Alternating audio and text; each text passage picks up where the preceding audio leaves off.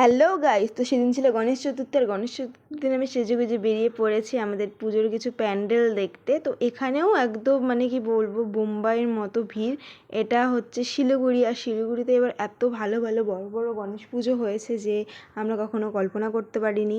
তারপরে এখানে সহজপাদের দর্শন করে চলে গেলাম টাকার প্যান্ডেলের উদ্দেশ্যে, যেটা ছিল অটো স্ট্যান্ডের হায়দারপাড়ার ওখানেই। তো এখানে আমরা টাকার প্যান্ডেল দেখতে চলে যাচ্ছি, আর এত ভিড় ছিল কি বলবো। টাকাটা আসল না নকল সেজন্য আমরা দেখতে গিয়েছিলাম। ভিতরে গিয়ে দেখি না, সবই নকল টাকা। আসল টাকা থাকলে হয়তো এতক্ষণ টাকা থাকতোই না, সবাই নিয়ে চলে যেত।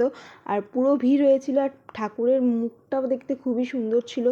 আর ও প্যান্ডেল দেখার পরে আমরা চলে গেলাম কয়েকটা ছোটোখাটো প্যান্ডেল দেখতে। তো এখানে কয়েকটা ছোটোখাটো প্যান্ডেল দেখে নিলাম। আর তোমরা কে শিলিগুড়িতে থাকো, শিলিগুড়ির থেকে ভিডিও দেখছো, অবশ্যই আমাকে কমেন্ট করে বলবে। আর শিলিগুড়িতে ওই টাকার প্যান্ডেলটা দেখেছো নাকি অবশ্যই কমেন্ট করে বলবে। তো আজকের ভিডিওটা এই পর্যন্ত। তো চলো টাটা, বাই বাই।